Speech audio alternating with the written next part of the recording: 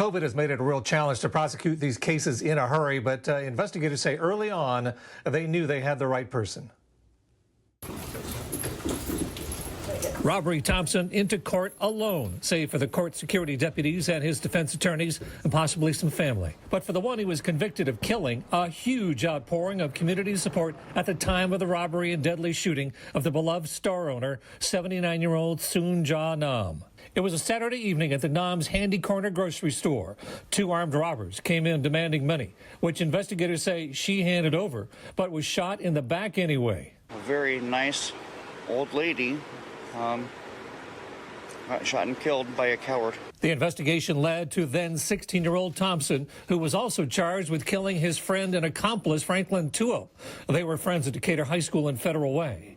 Today, Thompson remains defiant, addressing the court, denying he's the killer of the beloved store owner and his friend. I'd like to address the family of Miss Nam first and start off by saying I'm sorry for your loss and the position I put myself in.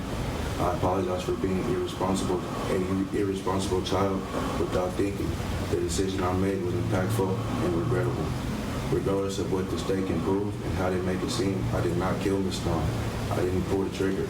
I wasn't even inside, nor knew of any intention to inflict harm upon whoever was inside the store. But Judge James Orlando didn't buy it, sentencing Thompson to 40 years in prison. I believe Mr. Thompson is dangerous. I believe he has a propensity for significant violence in the future. One woman tells us the neighborhood where this happened is an area plagued by drugs and violence. Investigators are looking at two scenes connected to this shooting. The shooter shot at both of these vehicles that were occupied. Officials say gunfire broke out after 11 last night in the parking lot of a quadplex off 76th and Golden Gibbon in Midland, aimed at four men inside two cars. One of those vehicles reportedly fled before Pierce County Sheriff's officials got here. We're getting more calls about other people that were shot as well. Tonight, officials tell us the other two victims drove about 2.5 miles away from the shooting to 38th and I Street in Tacoma, stopping near this church in their vehicle with two flat tires. Tacoma police showed up after one of the men called to tell them his 27-year-old family member had been shot and killed and was in the car with him. I don't know exactly where they were headed to, but they were getting away from the scene. I'm not sure if they were headed toward the hospital. Officials say they have identified possible suspects but are not releasing that information for now during this active investigation. Neighbors off camera tell us they woke up to the gunfire and are worried that there are still no suspects behind bars in this case. We do have some witnesses. 3 of the 4 victims survived. We were able to talk to them at the hospital.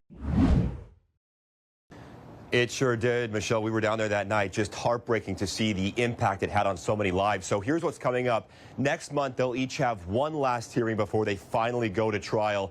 We're told those trials will likely start before we head into the summer months. We know that there are no plea deals in the works, that prosecutors feel as though they have a solid case, and those 2 men could spend the rest of their lives locked up. A night that scarred Seattle, a mass shooting in the heart of downtown. On January 22nd, 2020, police say an argument at 3rd and Pine led to that gunfire. 1 woman was killed and 7 other people were injured, including a 9-year-old boy. And then, 9 days later, Marquise Tolbert and William Tolliver were arrested in Las Vegas, Nevada. They've been at the King County Jail ever since, charged with first-degree murder and 6 counts of assault. This is a case that we've not forgotten. 2 years later, Casey McNerthney with the King County Prosecuting Attorney's Office says this is typically how long a case like this takes to get to trial, which could start in a matter of months. As for that boy, his family sent us this picture of him.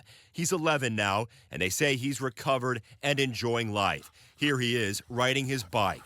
And just this past week, 3rd Avenue is making headlines for all the wrong reasons yet again after 2 separate shootings less than 24 hours apart. When we get cases referred to us and can prove them, we're going to keep filing them because the violence that we see in downtown, we're only one part of it at King County, but it's very concerning, and we're going to keep charging these felony cases. According to Public Health Seattle and King County, hospitalizations in the county have gone up about 700% just this last month. There's more COVID patients in the hospital across the state than there were during the Delta surge. It's why so many health officials are hoping people will take this warning seriously.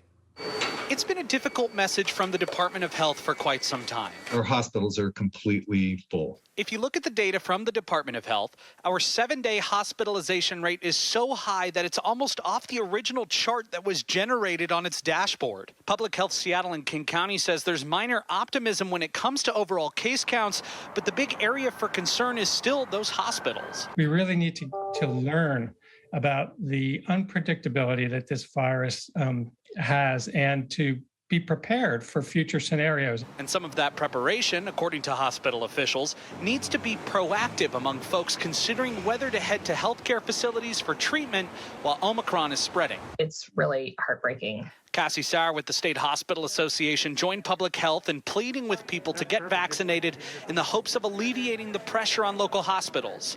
That's because she says the overwhelming majority of people dying or getting severely sick from the virus are the unvaccinated. This just floors me that 30 or 35 people are losing their lives each day in our state to something that's mostly preventable is just stunningly tragic. Now, the National Guard has been deployed to help at places like Harborview, but health officials are hoping that those who aren't sick will help those who treat the sick. It's a really staggering number of cases. It's that, we're at a higher peak than we ever were with Delta, and it continues to limit our hospital's ability to care for patients who need help.